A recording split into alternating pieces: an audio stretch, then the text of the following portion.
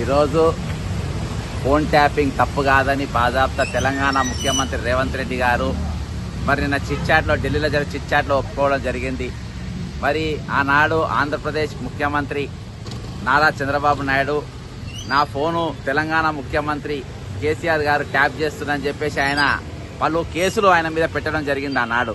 మరి అప్పుడు నేరమైనప్పుడు చంద్రబాబు నాయుడు గారి దృష్టిలో ఫోన్ ట్యాపింగ్ అనే నేరమైనప్పుడు మరి ఇప్పుడు ఎందుకు నేరం కాదు? అంతేకాకుండా సౌత్ ఫస్ట్ పేపర్లో ఇద్దరి మంత్రులు ఫోన్లు మాట్లాడుతూ ఉంటే మేము ట్యాపింగ్ చేసిండ్రు అని చెప్పేసి బాజాప్తా వారు అధికారికంగా ఇచ్చిండ్రు. మరి ఫోన్ ట్యాపింగ్ జరిగిందని అధికారికంగా మరి ఆ పత్రిక వాళ్ళు వచ్చినప్పుడు దాన్ని ముఖ్యమంత్రి రేవంత్ రెడ్డి గారిని ఒప్పుకున్నారు. ఢిల్లీలో ఒప్పుకున్న అప్పుడు మరి మేము పర్మిషన్ తీసుకొని ఒక పద్ధతి ప్రకారం ట్యాపింగ్ చేయొచ్చు అని కూడా అన్నాడు. మరి పద్ధతి ప్రకారం ట్యాపింగ్ చేస్తే మంత్రులు ఏమన్నా మీకు మీ మంత్రివర్గం లేరా? లేకుంటే మీకు ప్రతిపక్ష నాయకులు లేక ఉన్నారా? లేకుంటే మీకు వ్యతిరేకంగా పనిచేస్తుండ్రా? ఈరోజు ఏ ఉద్దేశంతో మీరు ఆ ఇద్దరు మంత్రుల ఫోన్లు ట్యాపింగ్ చేసిండ్రు?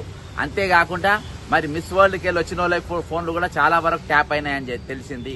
అంతేకాకుండా ఈరోజు ప్రైవసీని ఏ విధంగా లాగుతారు? కాబట్టి దీని అన్నిటిపైన ఈరోజు నేను గవర్నర్ గారికి చాలా violation of constitution rights, erosion of governance ethics, moral and constitution unfitness ఇవన్నిటి మీద కలిపి నేను ఈరోజు మన గవర్నర్ తెలంగాణ గవర్నర్ గారు రీప్రజెంటేషన్ ఇచ్చిన ఈ ప్రభుత్వంలో ఒక్కసారి కూడా ఒక్క నిమిషం కూడా రేవంత్ రెడ్డి గారు పదవిలో కొనసాగడానికి వీలు లేదు. ఆయనను వెంటనే ఆయన పదవి నుండి డిస్క్వాలిఫై చేయాలి, ముఖ్యమంత్రి పదవి నుండి డిస్క్వాలిఫై చేయాలి. ఆయన ఒక్క నైతికత అనేది పూర్తిగా లేనే లేదు.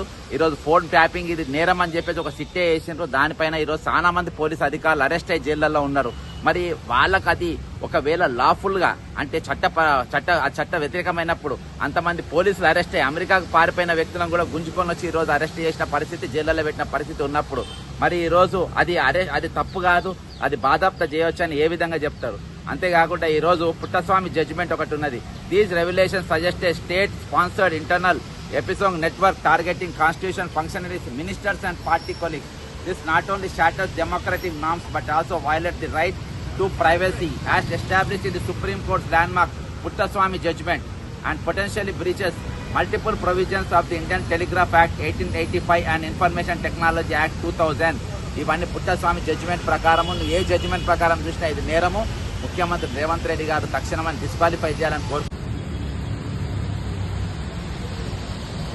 అంటే ఈ మంత్రులు ఇప్పటికైనా మీరు వెంటనే దీన్ని బరతరఫ్ చేయాలని చెప్పేసి మీరు వెంటనే ఒక సిఎల్పి మీటింగ్ వెంటనే కండక్ట్ చేయాలి. ఈరోజు మంత్రులు ఇంకా మీ మంత్రి శాఖలలో కొనసాగుతుంటే నిజంగా సిగ్గుచేట అనిపిస్తుంది.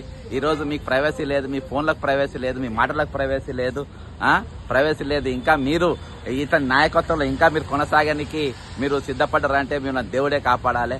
కాబట్టి మీరు వెంటనే ఈయన సిఎల్పి మీటింగ్ సమావేశం పెట్టాలి. ఈయన అనర్హుడిగా క్యాబినెట్లోనే మీరు ప్రకటించాలి. ఈరోజు మంత్రులు మీరు నిజంగా మాకే సిగ్గు అనిపిస్తుంది మీరు చేస్తుంటే, మీరు ఆయన శాఖలో ఉండాలంటే మాకే సిగ్గు అనిపిస్తుంది. మరి మీరు ఏ విధంగా కొనసాగుతుందో నాకు అర్థమైతలేదు.